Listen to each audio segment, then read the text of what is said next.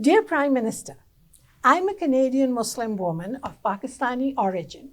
All these, that is Muslim, woman, and ethnicity, are labels you claim to support. So it is my humble request that it's time for you to resign as Prime Minister.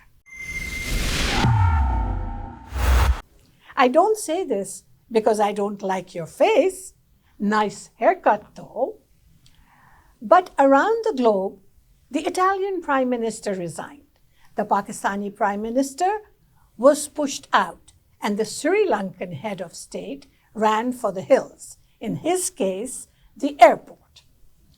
The Tory party in UK threw Boris out, all for less reasons than you and your cronies have subjected Canadians to. And you know what? If you don't want to get vaccinated, that's your choice. But don't think you can get on a plane or a train besides vaccinated people and put them at risk. If you care to listen, I'll share with you. You had a fantastic career as Prime Minister in which you showed the Canadian public how to do Bhangra in India with a questionable entourage. You showed Canadians that blackface matters.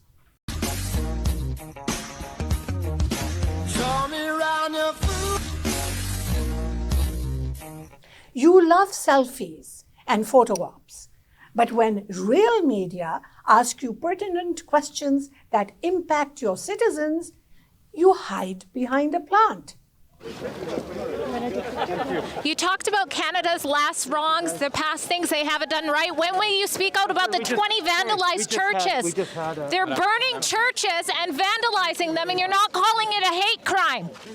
You hold friendship very dear, so you helped your friends at SNC-Lavalin and a few other questionable organizations. The Conservatives are calling for your resignation, and we're wondering if you think you should resign and if you think anyone in the PMO or cabinet should resign. Canadians will have a very clear choice in a few months' time about who they want to be Prime Minister of this country and what party they want to form government. You paid off a terrorist and turn a blind eye to government funding of organizations with a history of anti-Semitism and hate. Why did you sign off on the compensation deal for Omar Khadr? And what do you have to say to Canadians who deeply disagree with your decision? The Charter of Rights and Freedoms protects all Canadians, every one of us, even when it is uncomfortable. This is not about the details or merits of the Khadr case. When the government violates any Canadian's charter rights, we all end up paying for it. You're beholden to communist regimes. There's a level of admiration I actually have for China,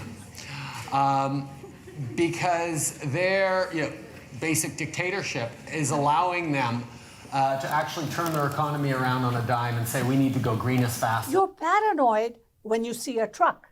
The small fringe minority of people who are on their way to Ottawa or who are holding unacceptable views that they're expressing do not represent the views of Canadians.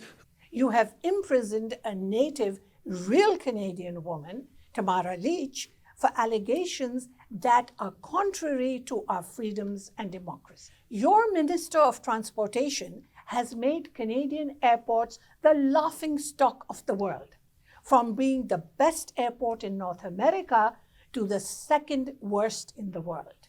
And please don't give me the COVID BS. Being prepared was your government's responsibility.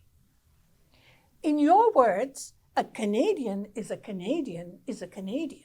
A Canadian is a Canadian is a Canadian, and you devalue the citizenship of every Canadian in this place and in this country when you break down and make it conditional for anyone. So let me ask you, aren't unvaxxed Canadians also Canadian? Trying to bring people together is not always compatible with science, with respect for human rights with the best way to move things forward. I mean, when Aaron O'Toole talks about, oh yes, we need to unite people, we need to bring people together, he's talking about defending the rights of people who are anti-vax, to endanger my kids and endanger us all of future lockdowns and risk all of us having a slower recovery. If you make a choice, a personal choice, to not get vaccinated, then I will have no sympathy for you when you come to me and said, oh, but I can't go out to a restaurant with my friends, or I'm not being allowed to go to the gym, or my employer is telling me I have to continue to work from home. You don't have a right to endanger others. And to make matters worse, if that's at all possible, now there is a surprise at the airport. When you come back tired from a long journey and you have to wait a couple of hours to be randomly tested, this is what's happening. From a dynamic G7 country, are you trying to make Canada a third world country? Your best present to Canadians yet was the Arrive Can app. By the way, how does one get a passport?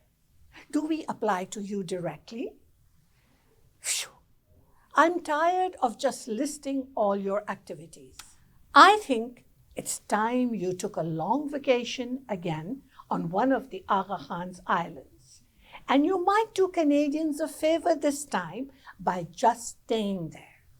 And while you're at it, please take your inexperienced, inefficient, intolerant cronies with you. Goodbye, hasta la vista, au revoir. This is Raheel Raza for Rebel News. Don't forget to click or like www.rebelnews.com.